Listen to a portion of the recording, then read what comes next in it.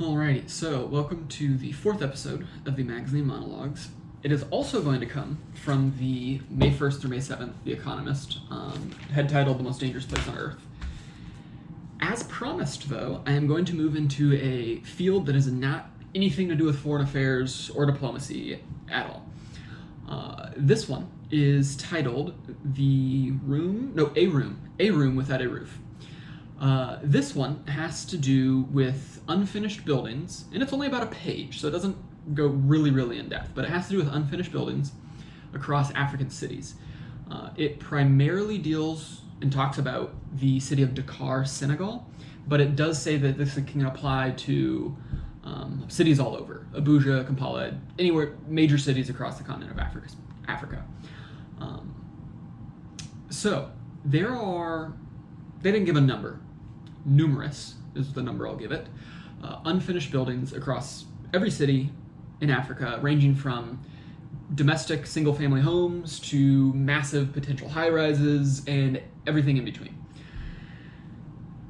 Part of the reason for this is that people in these cities struggle with access to finance. So, in the United States, for example, if you wanted to go and build a home, you could go and get, I've never built a home, and I'm not really a home guy, but you could probably go and get a mortgage loan or something in that vein, right? Like you can go to a bank and get a loan to build your home. Fact. You might get denied depending on your credit and all that, right? But like you can do it. It is a much harder issue again, I'm going to go to Senegal, Dakar specifically, although it does apply to the rest of African cities according to this. In Dakar, though, there is a problem that very few people trust the banking system. They didn't mention how many people specifically in Dakar, but they said in sub-Saharan Africa, only 33% of people have bank accounts. I'm not going to get into how the financial system works in this video, but less money to loan up. So that's one issue, is just the actual money in the banking system just doesn't really exist. The other issue, well, not the other, but other issues have to do more culturally. So, for example, they say in Senegal, there are incredibly strong family ties where, for example, in the United States, if my mother asked me for financial help, I would help her, right? If my first cousin asked me for financial help, I would probably help one of them, If my second, third, fourth cousin asked me, I don't even know most of their names. It says in the article that in Senegal there's incredibly strong family ties and an expectation that if anybody related to you by blood needs financial assistance, you will offer it.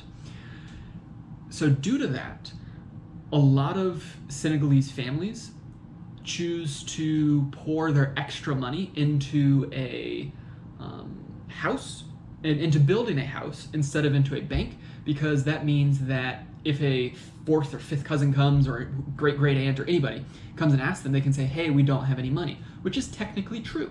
Their money would not be in the bank. It would have been poured into concrete in their homes. Another cultural reason is building a home is a sign of status.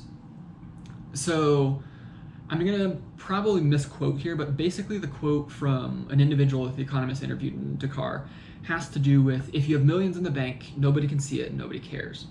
If you start building a home, though, neighbors start to respect you. Something along those lines.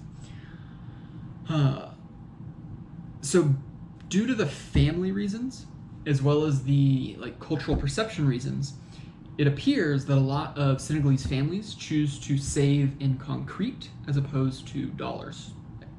I'm sure they don't use dollars. Every currency in different countries has different names.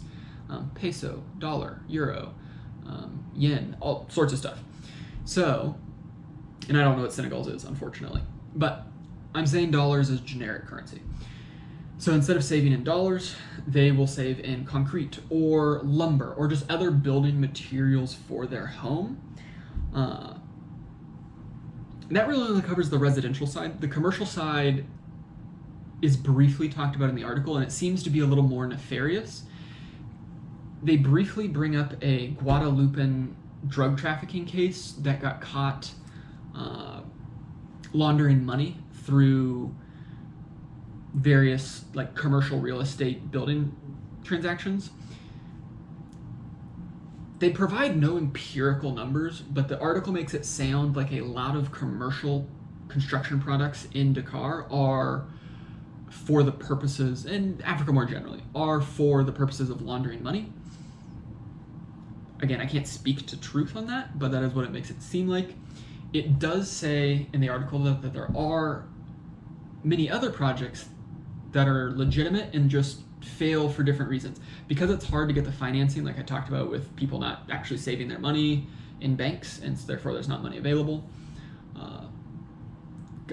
Development companies will just start a construction project or a development project, or however you should term it, with the hope that an investor or a buyer will come along, and then they can use that to keep financing the project. And that's what it is. It sounds like it's really just hope. Again, the commercial aspect is not touched on as much as the residential was in the article. And basically the article comes to the conclusion that anybody would agree on who has, an understanding of financial systems at large. It would be better for everybody if there was more money kept in banks and then just in the financial system, as opposed to being poured into unfinished and unused buildings.